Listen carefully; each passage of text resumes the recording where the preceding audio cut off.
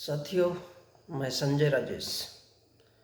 क्या मैं सवाल कर सकता हूँ कि भारत के सुप्रीम कोर्ट का कैरेक्टर इतना ढीला क्यों है?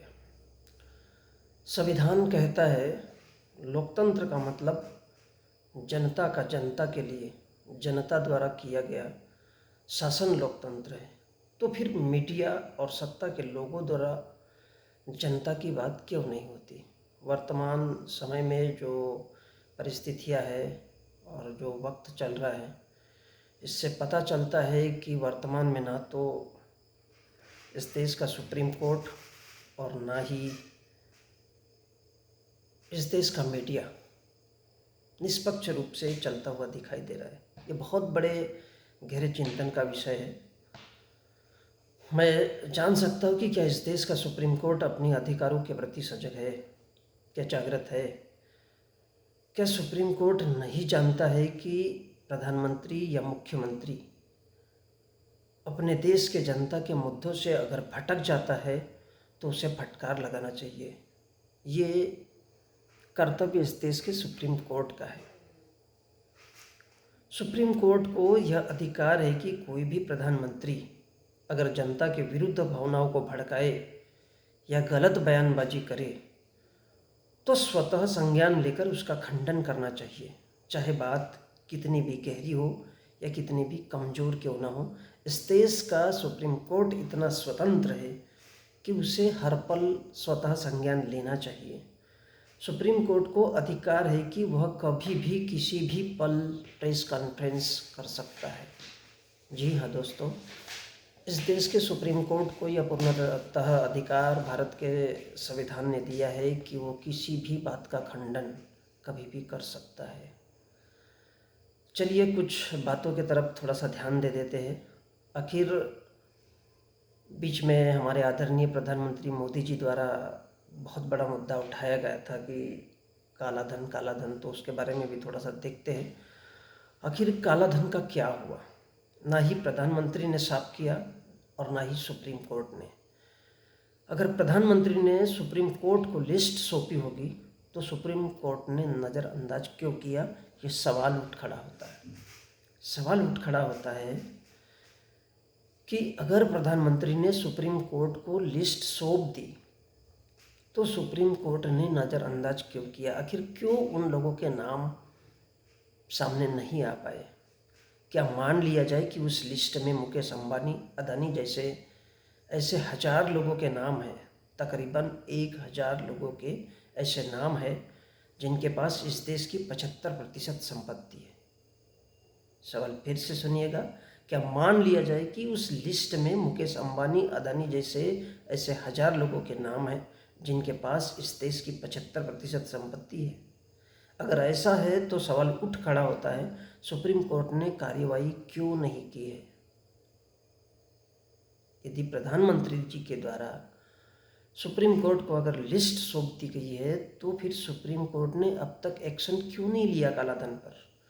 अगर प्रधानमंत्री ने लिस्ट नहीं दी होगी तो फिर सवाल उठता है, सुप्रीम कोर्ट ने कालाधन रखने वालों की लिस्ट मंगवाने का आदेश इस देश के प्रधानमंत्री को क्यों नहीं दिया? वजह क्या है इसकी? क्या भारत का सुप्रीम कोर्ट भी गाय गोबर जैसे मुद्दों के लिए ही बना है? मैं अहम सवाल उठा रहा हूँ कि क्या भारत का सुप्रीम कोर्ट भी ऐसे सामान्य मुद्दों के लिए बना है जिसका न किसी भी प्रकार से खंडन आ पाता है ऐसी बातों पर, और ना ही किसी प्रकार से कोई प्रेस कॉन्फ्रेंस की जाती है? हम सब जानते हैं कि भारत का सबसे बड़ा न्याय का मंदिर अगर है तो वह है सुप्रीम कोर्ट है, और सबसे स्वतंत्र संस्था है, लोकतंत्र का सबसे मजबूत पिलर है, लोकतंत्र का सबसे मजबूत पिलर है। चलिए आगे बढ़ते हैं। देश के प्रधानमंत्री पंजाब जाते हैं और बिना रैली के वापस होकर कहते हैं, मैं जिंदा लौट आया। ये बहुत ही गहरे चिंतन का विषय है। आखिर सवाल देश के प्रधानमंत्री की सुरक्षा है और सुप्रीम कोर्ट खामोश है। आखिर सुप्रीम कोर्ट ने स्वतः संज्ञान क्यों नहीं लिया? उन नारेबाजी करने वाले लोगों के खिलाफ एक्शन क्यों नहीं लिया? एसपीजी के अधिकारियों को जेल में क्यों नहीं डाला गया? अगर रक्षा मंत्री की तरफ से कोई चूक थी तो फिर उसे सुप्रीम कोर्ट ने जेल में क्यों नहीं डाला? आखिर सवाल तो उठना लाजिमी है। आखिर सवाल उठता है कि क्या सुप्रीम कोर्ट के जजेस की इंसानियत मर गई है? यदि भारत की सुरक्षा एजेंसियां इस लायक नहीं है कि देश के प्रधानमंत्री की सुरक्षा कर पाए, तो फिर सवाल उठ खड़ा होता है कि क्यों ना अमेरिकी या ब्रिटेन की या जापान जैसे देशों की सुरक्षा एजेंसियां भारत में लाई जाए, जिससे भारत के प्रधानमंत्री की सुरक्षा करवाई जाए, क्योंकि यह दुनिया में सबसे मजबूत और इंटेलिजेंस एजेंसियां मानी जाती है सुरक्षा के मामले में। या फिर मान लिया जाए कि जापान या रूस की सुरक्षा एजेंसियां भारत के प्रधानमंत्री की सुरक्षा में लगाई जाएगी। इसी प्रकार अमेरिका या ब्रिटेन के सुप्रीम कोर्ट के जजेस को भी भारत के सुप्रीम कोर्ट में जजेस बना दिया जाए। क्या मान लिया जाए वास्तव में कि भारत के सुप्रीम कोर्ट के जजेस स्वतंत्र रूप से कार्य नहीं कर रहे? अगर स्वतंत्र रूप से कार्य नहीं कर रहे तो ऐसे सुप्रीम कोर्ट का इस देश में क्या मतलब रहेगा? क्योंकि भारत की तमाम सुरक्षा एजेंसियां और सुप्रीम कोर्ट किसी काम के नहीं रहे, ऐसा लग रहा है इस बात से। बदलाव तो होना ही चाहिए। अब कुछ सवाल उठ खड़े होते हैं। क्या मान लिया जाए कि भारत के सुप्रीम कोर्ट में बहुतायत जज ब्राह्मण है जिनमें न्यायिक चरित्र नहीं होता? सवाल नंबर 1, क्या मान लिया जाए? सच में ऐसा मान लेना चाहिए कि भारत के सुप्रीम कोर्ट में जो ज़्यादातर जज है, लगभग 60% वो जज ब्राह्मण है। और ये बात अंग्रेजों ने कही थी कि क्या सच मान लिया जाए आज भी कि क्या उनमें न्यायिक चरित्र नहीं होता है? क्या मान लिया जाए कि भारत का सुप्रीम कोर्ट और हाई कोर्ट केवल एक दिखावे का कॉन्स्टिट्यूशनल इंस्टीट्यूशन है? क्या सच में मान लिया जाए? क्या इस देश के सुप्रीम कोर्ट का इस प्रकार के मामलों में किसी भी प्रकार से कोई औचित्य नहीं है? क्या मान लिया जाए हाई कोर्ट और सुप्रीम कोर्ट के जजेस केवल वेतनभोगी है? क्या केवल वेतनभोगी है जो केवल वेतन के लिए काम करते, वतन के लिए नहीं? क्या इनका काम वेतन लेकर बीवी बच्चों की ही देखभाल करना है या इस देश की जनता के लिए कुछ सोचना भी है? क्या मान लिया जाए कि सुप्रीम कोर्ट सिर्फ किसी विशेष धर्म पर ही ध्यान देता है, तो फिर मीडिया पर केवल एक ही धर्म की चर्चा करने और करवाने की इजाज़त देता है? मैं सवाल उठा रहा हूँ दोस्तों। क्या मान लिया जाए कि सुप्रीम कोर्ट सिर्फ एक धर्म विशेष पर ही विश्वास रखता है, तो फिर मीडिया पर केवल एक धर्म की ही चर्चा करने और करवाने की इजाज़त देता है?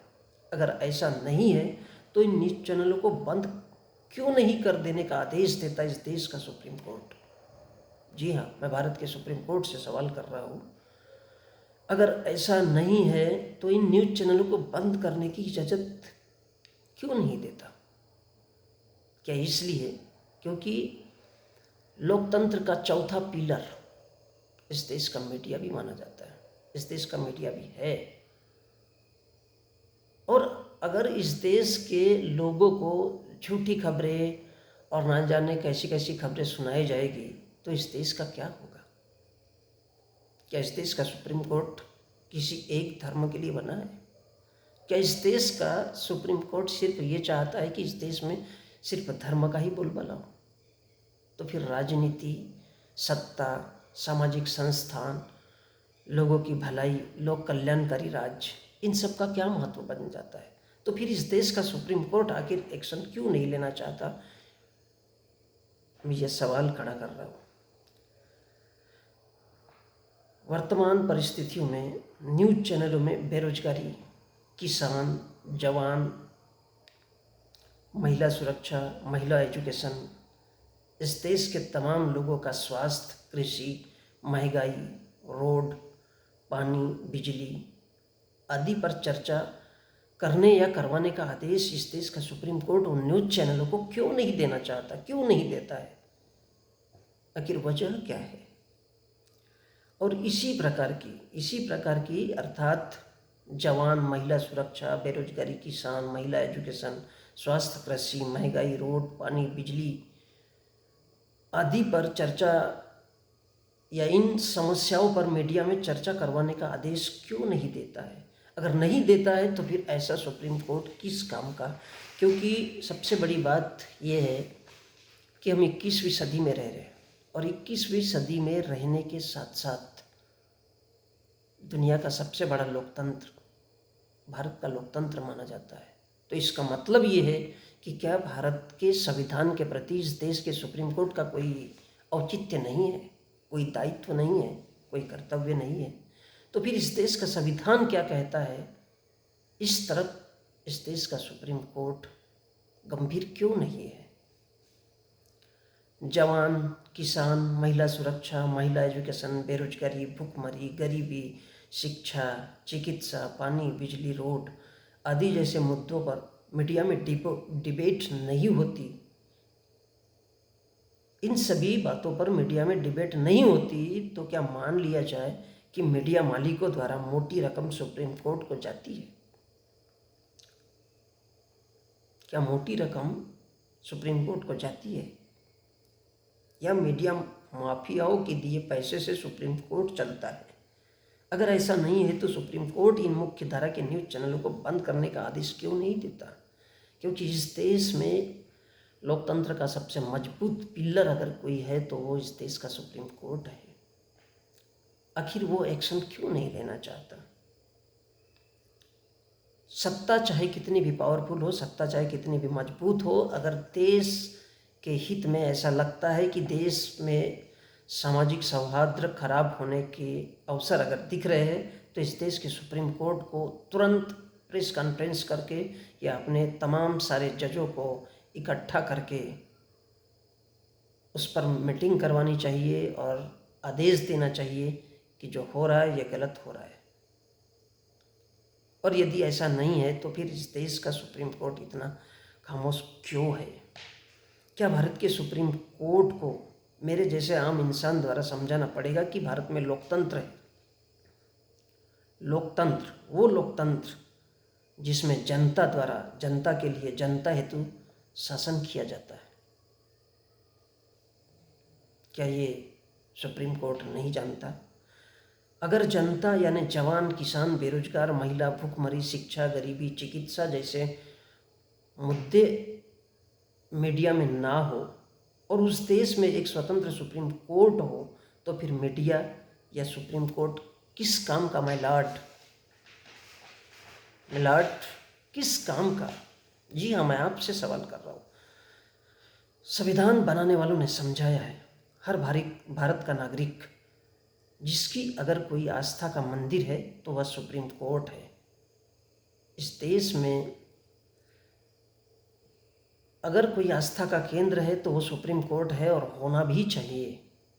उस सुप्रीम कोर्ट पर इस देश का कोई भी इंसान सवाल नहीं उठाना चाहिए, लेकिन सवाल तब तक कोई भी नहीं उठा सकता जब तक इस देश का सुप्रीम कोर्ट भी निष्पक्ष होकर काम नहीं करना चाहता, इस देश के संविधान के प्रति संवेदनशील नहीं हो सकता।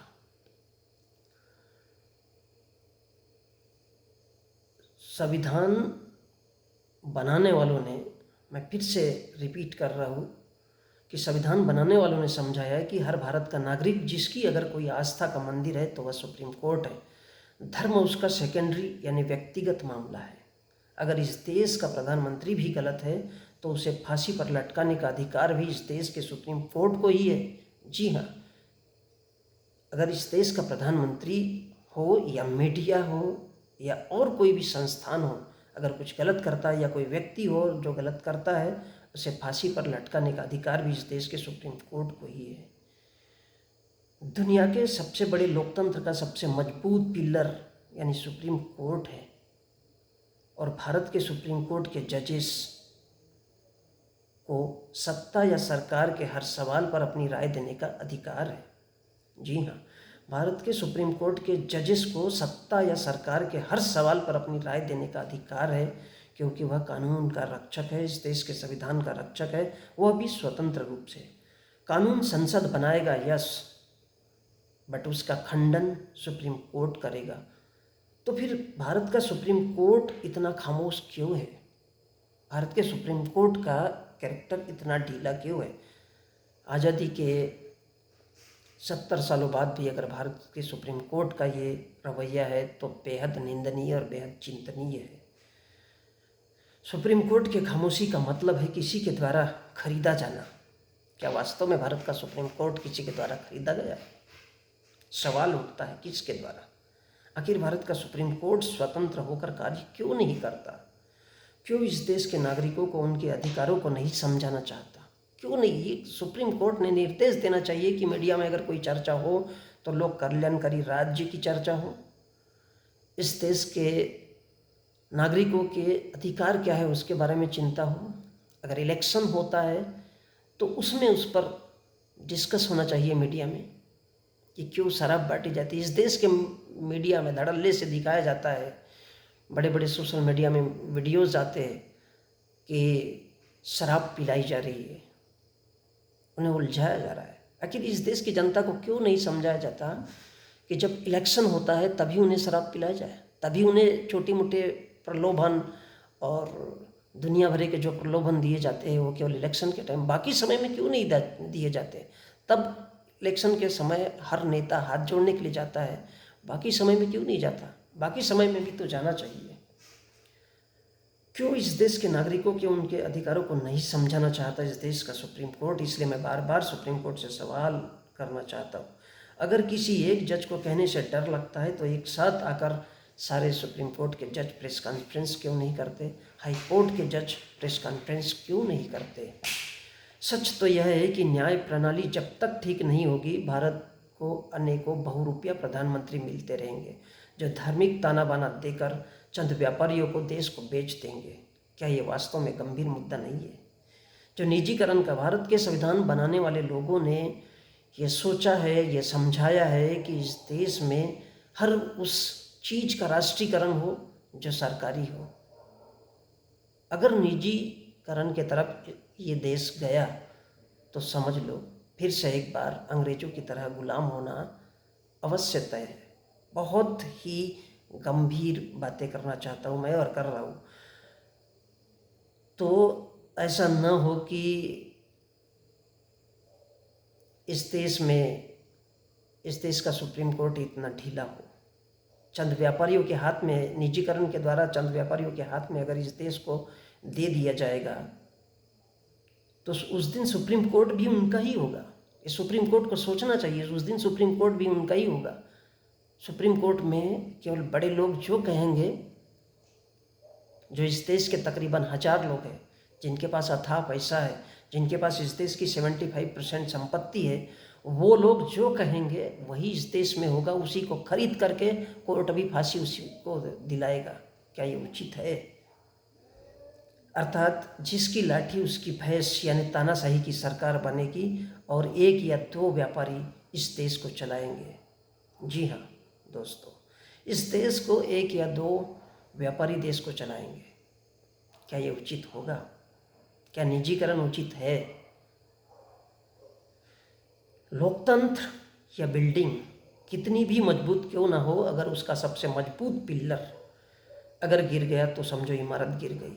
और भारत के लोकतंत्र का सबसे मजबूत पिल्लर अगर कोई है तो वह सुप्रीम कोर्ट है। और सुप्रीम कोर्ट का कैरेक्टर इतना ढीला दिख रहा है, इतना ढीला है, ऐसा लगता है कि इस देश का लोकतंत्र का बिल्डिंग गिर गया समझो। सत्ता कितनी भी मजबूत या मजबूर क्यों ना हो, सुप्रीम कोर्ट स्वतंत्र और निष्पक्ष ना हो तो देश का प्रधानमंत्री बहुरूपिया होगा वो, और जो अपनी अय्याशियों को भी उपलब्धि में तब्दील कर देगा। वो अय्याशी करेगा, देश के लोगों से झूठ बोलेगा और झूठ बोल बोल कर सत्ता करेगा। क्या इस देश का सुप्रीम कोर्ट भी चाहता है? क्या सच में मान लिया जाए, जब अंग्रेजों ने कहा था कि ब्राह्मणों में न्यायिक चरित्र नहीं होता और इस देश के सुप्रीम कोर्ट, हाई कोर्ट में तकरीबन 60% ब्राह्मण जज है। तो क्या सच में मान लिया जाए कि न्यायिक चरित्र सुप्रीम कोर्ट में नहीं है? इस देश के जिस प्रकार इस देश का चुनाव होता है, प्रधानमंत्री चुना जाता है, उससे ज़्यादा पावर इस देश के सुप्रीम कोर्ट का दिखना चाहिए। ये फैक्ट है, because we are living in democratic India. हम 21वीं सदी में जी रहे हैं, हमें बदलाव लाना होगा। सुप्रीम कोर्ट में बैठे जजेस की भी आय की जांच होनी चाहिए। ये गंभीर बात है, क्योंकि वर्तमान परिस्थितियों में हम 70 सालों से देख रहे हैं कि भारत के सुप्रीम कोर्ट का रवैया काफ़ी अलग ढंग से दिखाई दे रहा है। इसलिए सुप्रीम कोर्ट में बैठे जजेस की भी आय की जांच होनी चाहिए, और वह भी पद पर रहते हुए।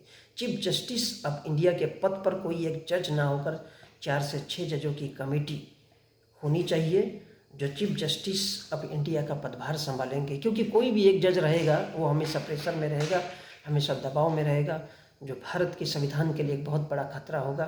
क्योंकि कोई भी एक व्यक्ति डिसीजन लेने में हमेशा देरी कर सकता है, और इसलिए इन तमाम बातों को सोचते हुए मैंने कहा है कि क्या वास्तव में मौजूदा परिस्थिति में इतनी गंभीर परिस्थिति है, इतनी गंभीर परिस्थिति दिखाई दे रही है, तो क्या ऐसे में अमेरिका, जापान या ब्रिटेन जैसे देशों के सुप्रीम कोर्ट के जजेस को भारत में लाना चाहिए? क्या वास्तव में हर जगह झूठ बोलकर शासन किया जा सकता है? किस हद तक? आखिर सुप्रीम कोर्ट एक्शन क्यों नहीं लेना चाहता इन झूठी बातों के खिलाफ?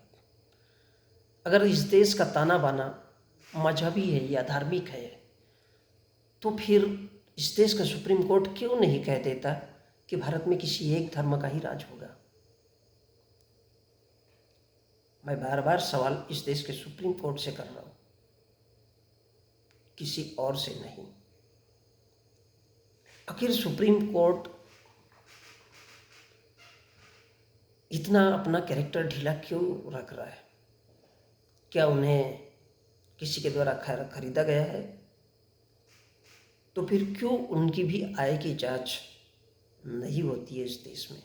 यस, सुप्रीम कोर्ट के भी जजेस और तमाम हाई कोर्ट के जजेस हैं, उनकी भी संपत्ति की जांच होनी चाहिए। बहुत बहुत धन्यवाद।